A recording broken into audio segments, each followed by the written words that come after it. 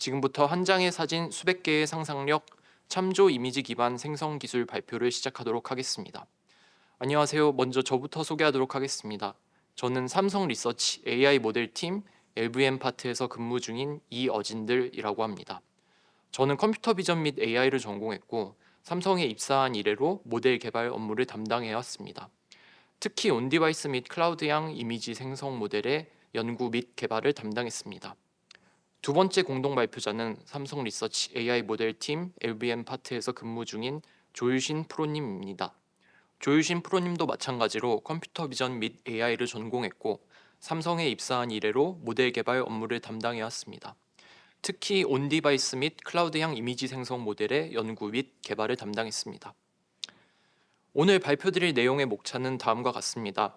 첫 챕터에서는 이미지 생성형 모델에 대해서 모르시는 분들도 이해하실 수 있도록 이미지 생성형 모델에 대한 설명과 사용 예시, 그리고 한계와 미래에 대해 짚어드릴 예정입니다. 두 번째 챕터에서는 이미지 생성형 모델에서 한 단계 나아간 참조 이미지 기반 생성형 모델에 대해 소개해드리고 기존 모델들의 한계점을 보여드리려고 합니다. 세 번째 챕터에서는 저희가 사내 모델 개발에서 겪었던 챌린지들과 그 챌린지들을 해결했던 개발 과정들을 소개해드리려고 합니다.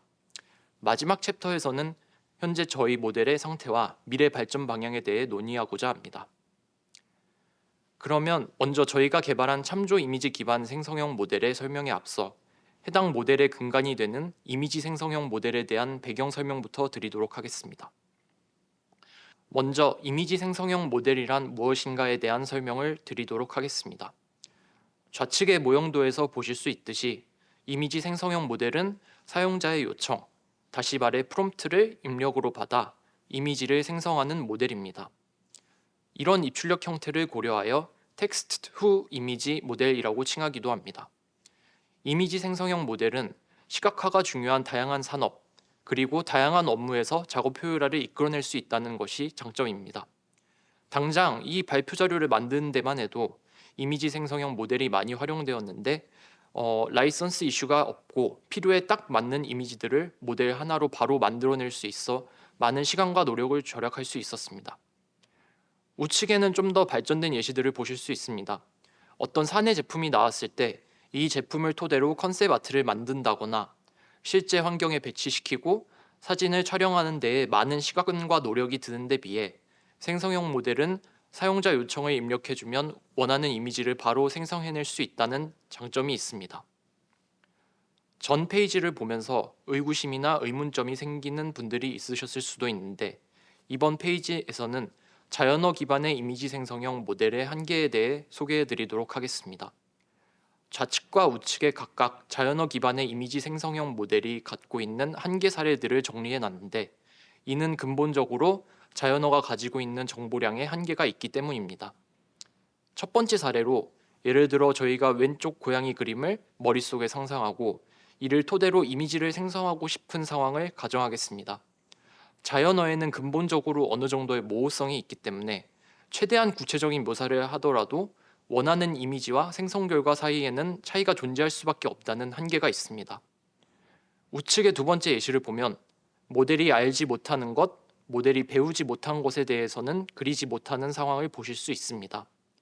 예시와 같이 갤럭시 Z 플립 7 제품에 대해서는 모델이 학습하지 못했기 때문에 모델이 알고 있는 스마트폰 갤럭시가 아닌 우주의 이미지가 생성될 수밖에 없게 됩니다.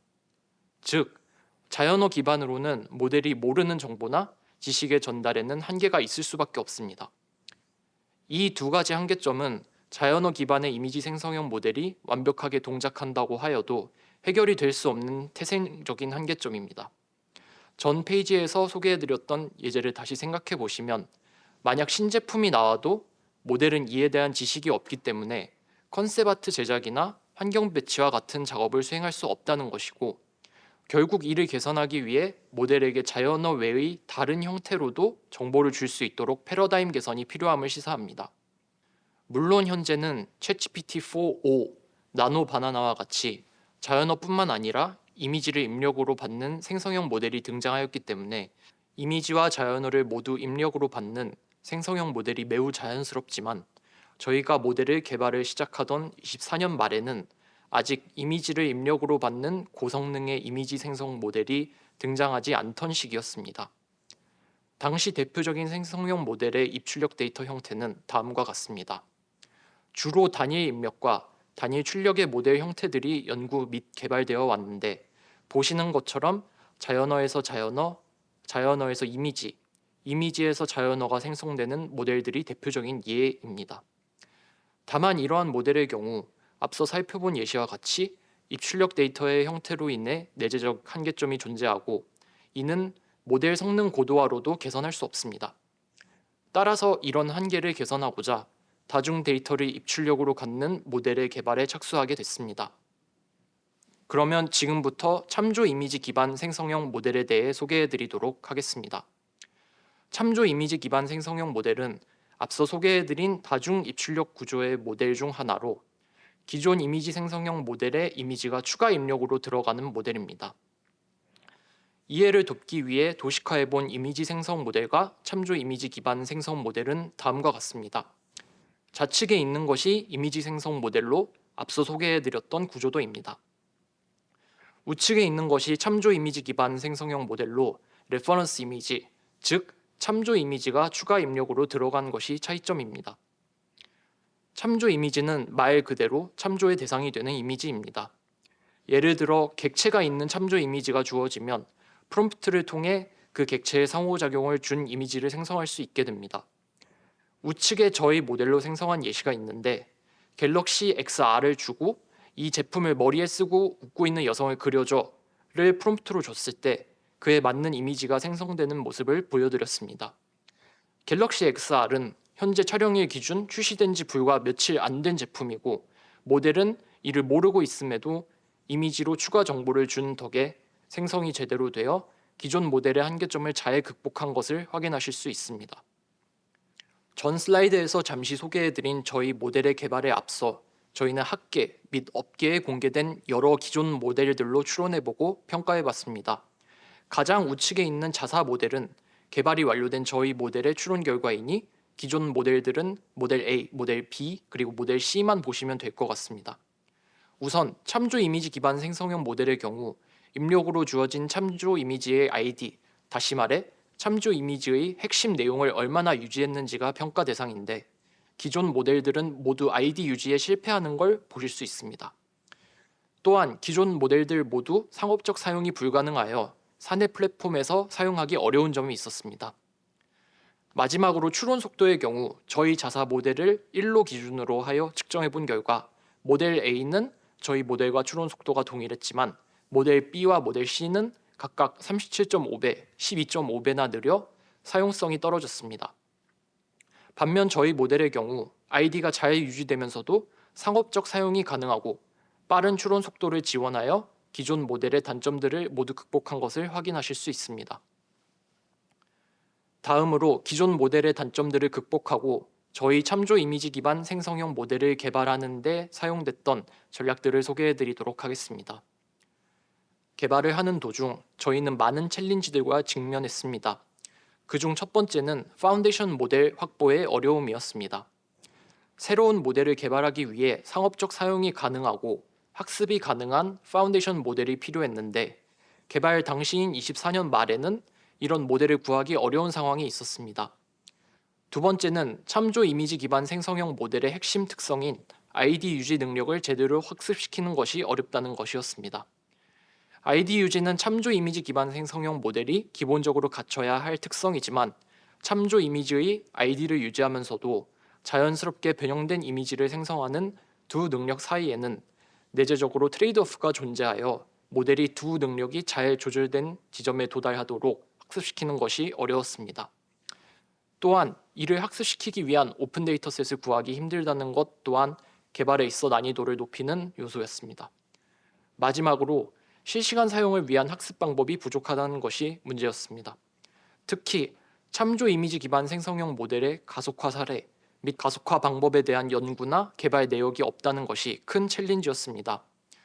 우선 첫 번째 챌린지와 어떻게 해결했는지에 대해 소개해 드리도록 하겠습니다. 이상적으로 저희가 원하는 파운데이션 모델의 조건은 상용 가능 라이센스를 가지고 있고 성능이 최고 수준인 것입니다. 다만 왼쪽 그림과 같이 저희가 모델 개발 당시 오픈소스로 공개되어 있는 모델들의 경우 상용 라이센스를 가지고 있지만 성능이 낮거나 성능은 높지만 상용 라이센스가 없는 모델들이 많았습니다. 두 가지 조건을 모두 만족하는 모델의 경우는 학습이 불가능한 모델이었는데 그 이유는 해당 모델이 오른쪽 그림과 같이 LADD라는 모델 가속화 기법이 적용된 모델이었기 때문입니다. LADD는 프리트레인된 디퓨전 모델의 이미지 퀄리티 향상과 생성 속도 가속을 하기 위한 겐 프레임워크 기반의 학습을 하는 알고리즘입니다. 해당 알고리즘을 적용하면 사용성은 강화할 수 있지만 겐 프레임워크 기반으로 학습을 하였기 때문에 디퓨전 학습은 불가능해지는 특성을 가지게 됩니다. 저성능의 학습 가능한 모델을 사용하는 것보다 고성능의 학습이 불가능한 모델을 학습 가능하도록 하는 것이 기술적으로는 난이도가 높습니다. 하지만 저희는 이를 성공할 경우 개발된 모델의 성능을 더 높일 수 있는 방법이라 생각하여 해당 오픈소스 모델의 학습 능력 복원을 진행하였습니다. 이를 위해 가장 핵심적인 방법은 특수 데이터 구축이었습니다. 왼쪽 그림과 같이 프리트레인된 오픈소스 모델을 활용하여 데이터셋을 구축하게 되는데요. 우선 데이터 구축을 할 때 자연어와 생성된 이미지만을 저장하는 것이 아니라 이미지를 생성할 때 사용한 정규 분포에서 얻은 노이즈도 함께 저장했습니다.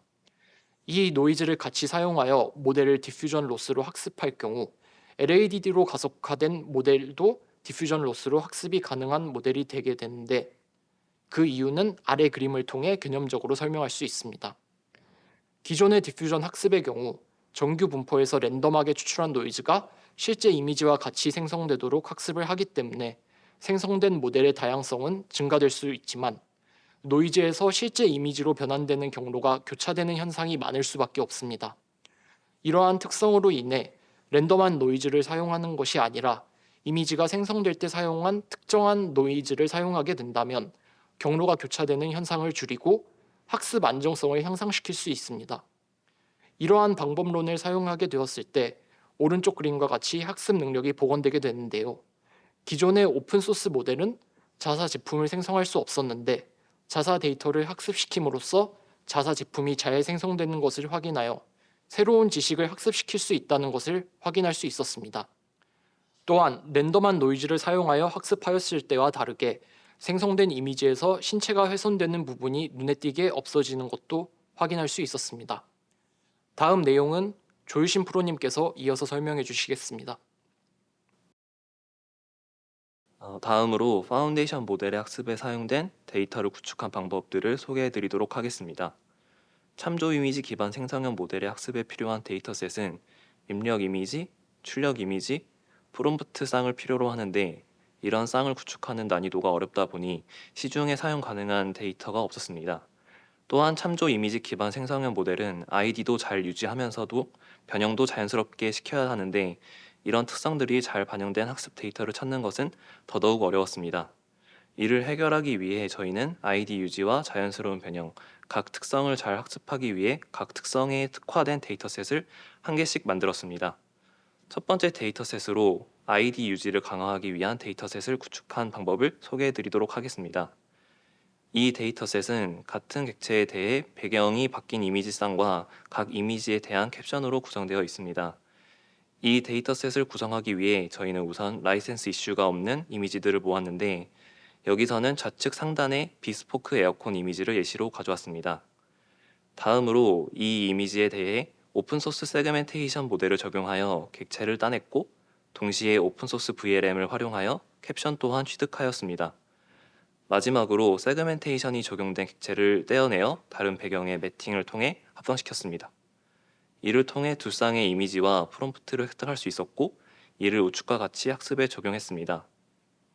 눈여겨보셔야 할 부분은 입력으로는 매팅된 이미지가 출력으로는 원본 이미지가 생성되도록 했다는 것인데 이는 매팅된 이미지는 합성 이미지이기 때문에 학습 시 출력의 대상이 될 경우 모델의 생성 능력이 저하될 우려가 있기 때문입니다. 또한 입력 이미지의 품질이 낮아도 고품질로 복원할 수 있도록 입력과 출력 이미지를 배치함으로써 이미지의 품질 개선 능력과 일반화 능력 또한 개선하고자 했습니다. 이 데이터를 학습함으로써 모델의 참조 이미지에서 어떤 부분에 주목해서 어떤 부분을 유지하고 어떤 부분은 바꾸어야 하는지 배울 수 있습니다. 두 번째 데이터셋으로는 자연스러운 참조 이미지 변형을 위한 데이터셋을 구축했습니다. 첫 데이터셋을 구성할 때는 모델이 알고 있는 합성 이미지로부터 추출한 객체도 많이 사용했고, 그 결과 모델이 참조 이미지를 제대로 참조하지 않고 암기한 객체를 출력할 수 있는 위험이 있었습니다. 또한 객체를 단순히 복사하는 경우만 학습하면 객체를 자연스럽게 프롬프트에 맞게 변형시키는 능력을 학습하기 어려워 추가 데이터가 필요했습니다. 이를 위해 모델이 처음 보는 객체를 다양한 각도와 조건에서 변형시키면서 자유로이 사용할 수 있는 데이터가 필요했습니다. 이런 특성을 만족시키는 데이터로 저희는 자사 제품 광고 영상을 주목해 자사 제품 광고 영상을 이미지로 변환시키는 작업을 진행했습니다. 우선 광고 영상으로부터 고화질의 프레임을 추출했고, 프레임마다 세그멘테이션 모델을 통해 제품 이미지만 취득했습니다. 이후 제품 이미지들의 인스턴스 리트리벌 모델을 적용하여 리트리벌 피처들을 추출한 후 클러스터링을 통해 제품별 클러스터를 찾았습니다. 이를 통해 같은 제품들만 매칭된 입출력상을 찾을 수 있었고, 제품이 없고 의미 없는 프레임들을 제거할 수 있었습니다. 첫 번째 데이터셋과 마찬가지로 입출력상은 다음과 같이 구성하여 학습에 활용했습니다. 학습 데이터와 관련된 설명은 여기까지고, 학습 데이터 구축에 활용된 VLM 모델에 대해 추가로 말씀드리려고 합니다. 두 데이터셋의 캡션 제작에 사용된 오픈소스 VLM 모델은 저희 모델이 사내 플랫폼에 올라갈 때 함께 올라가 성능을 향상시키도록 활용됐습니다. 사내 플랫폼에서는 실제 사용자들이 모델 학습 때 보지 못한 다양한 프롬프트를 입력으로 줘 모델이 일반화에 어려움을 겪을 우려가 있습니다. 당장 이 페이지의 좌측 예제와 우측 예제만 보더라도 좌측은 이미지의 설명을 평서문으로 설명하는 데 비해 우측은 사용자가 구체적인 요청을 입력하여 프롬프트의 성향이 다른 것을 보실 수 있습니다. 그래서 저희는 캡셔닝에 사용된 VLM 모델이 사용자의 입력 프롬프트를 모델이 익숙한 프롬프트 형태로 변형하도록 하였습니다. 그 결과 학습 환경과 추론 환경의 도메인 갭을 줄여 성능을 향상시킬 수 있었습니다. 다음으로 구축된 모델과 데이터의 학습에 사용됐던 기술적인 내용들을 소개해드리도록 하겠습니다. 저희는 두 데이터셋의 구축 및 학습을 통해 모델이 참조 이미지의 아이디를 잘 유지하고 자연스러운 객체 변형이 가능할 것으로 예상했지만 실상은 그렇지 않았습니다. 분석해본 결과 아이디 유지 강화 데이터셋만 쓸 경우 아이디는 잘 유지했지만 객체 변형이 거의 없었고, 자연스러운 참조 이미지 변형을 위해 구축된 데이터셋을 쓸 경우 아이디는 유지하지 않은 채 변형만 이루어지는 것을 확인했습니다. 두 데이터셋을 혼합해서 쓰는 경우 한쪽의 능력이 강화될 뿐 두 능력 모두 조화롭게 강화되는 경우는 확인하기 어려웠습니다. 이를 통해 저희는 각 데이터셋이 전달하려고 하는 지식 간의 충돌이 발생하고 있음을 확인했고, 두 데이터셋으로부터 특화 지식만 취득할 수 있는 방법은 없는지 고민했습니다. 고민의 끝에 저희는 간단한 기술과 식별자 프롬프트를 통해 모델이 두 데이터셋을 구분할 수 있는 능력을 학습시켜 지식 간 충돌이 발생하지 않고 두 지식 모두 구분할 수 있도록 학습시키는 방식을 제안했습니다. 두 기술 모두 중앙의 그림에 간단히 도식화했습니다. 여기서 포지셔널 임베딩은 입력으로 들어온 데이터의 순서와 구조를 모델이 이해할 수 있도록 도와주는 임베딩에 해당하는데, 데이터셋마다 이 구조를 다르게 이격시켜 최소한의 노력으로 모델이 각 데이터셋을 구분할 수 있도록 했습니다. 식별자의 경우 모델이 이미지 생성에 충돌을 일으키지 않는 특수한 단어를 프롬프트의 접두사로 달아 모델이 다른 데이터셋이 들어왔음을 알 수 있도록 유도했습니다. 이 두 요소를 적용하여 학습시킨 결과 아이디를 유지하면서도 자연스러운 변형이 가능한 모델이 학습될 수 있었습니다. 우측의 예시에서 볼 수 있듯이 고양이의 생김새가 유지되면서도 자연스럽게 변형이 이루어져 저희가 제안한 기술들이 잘 적용되었음을 확인할 수 있었습니다. 다음으로는 모델 가속화 방법에 대해 소개드리도록 하겠습니다. 앞서 말씀드린 학습들을 거치면서 모델의 이미지 생성 속도가 굉장히 느려지게 되었는데요. 이미지 한 장당 1분의 시간이 소요되게 되었습니다. 이러한 느린 생성 속도는 사용자의 편의에 큰 악영향을 끼치게 되기 때문에 이를 개선하고자 모델 가속화 학습을 사용하였습니다. 기존의 자연어 기반의 이미지 생성 모델에서 적용하였던 LADD 방법을 응용하였는데요. 가장 큰 차이점은 디스크리미네이터 구조에 있습니다. LADD는 겐 프레임워크 기반의 방법론이기 때문에 제너레이터와 디스크리미네이터로 학습을 하게 됩니다. 이때 기존의 방법론에서는 스타일겐T라는 채널 어텐션 기반의 디스크리미네이터 구조를 채택하여 학습을 진행했습니다. 하지만 저희 모델의 경우 자연어뿐만 아니라 이미지도 입력으로 받기 때문에 여러 데이터 형태를 입력으로 받을 수 있는 디스크리미네이터 구조를 필요로 하였습니다. 따라서 저희는 트랜스포머 형태의 디스크리미네이터를 새롭게 제안하였고, 어텐션에서도 입력값에 보다 더 강하게 컨디셔닝을 주기 위해 크로스 어텐션 구조로 변경을 하였습니다. 이러한 변경을 통해서 기존의 스타일겐T 구조를 사용했을 때보다 ID 유지 능력을 크게 개선할 수 있었고, 생성 시간 동안 기존의 1분에서 3초로 95% 단축할 수 있었습니다. 마지막으로 저희가 개발한 참조 이미지 기반 생성형 모델의 현재 그리고 미래에 대해 말씀드리도록 하겠습니다. 저희가 개발한 모델은 사내 생산성 향상을 위한 플랫폼에 배포되어 임직원들이 사용할 수 있게 됐고, 다음과 같은 UI로 공개되었습니다. 보시는 바와 같이 스마트워치 사진을 입력으로 준 후 스마트워치를 찬 노신사가 카페에서 여유를 즐기는 모습을 그려줘 라는 프롬프트를 주었을 때 프롬프트를 만족시키는 이미지가 잘 생성되는 것을 보실 수 있습니다. 모델이 배포된 이후 매우 영광스럽게도 이미지 생성 기능의 월간 사용량은 153% 증가했고, 저희가 배포한 모델의 점유율은 이미지 생성 모델 중 55%를 달성하여 많은 임직원분들의 관심을 받았습니다. 나아가 저희는 개발 내용을 염구화하여 당시 공개된 모델들과 비교했고, 높은 ID 유지와 높은 지시 준수 그리고 높은 이미지 품질까지 달성하여 저희 모델의 우수성을 확인할 수 있었습니다. 미래에는 현재 모델의 편집 기능도 지원하도록 확장하고 타이포그래피, 즉 글자 생성과 관련된 기능이 더욱 강화되도록 발전시키려고 계획 중입니다. 이상으로 발표를 마치도록 하겠습니다. 소개해드렸던 것처럼 저희 모델을 개발하는 데 있어 정말 많은 챌린지들이 있었고, 이를 극복해 나가면서 많은 보람과 성취를 느꼈습니다. 저희 모델이 배포된 이후로 들어오는 많은 피드백들을 보면서 그 내용이 긍정적이건 부정적이건 관심을 가져주셔서 정말 감사하다고 느꼈습니다. 앞으로도 현 모델을 잘 보존하고 더 나은 모델들을 개발할 수 있도록 노력하겠습니다. 감사합니다.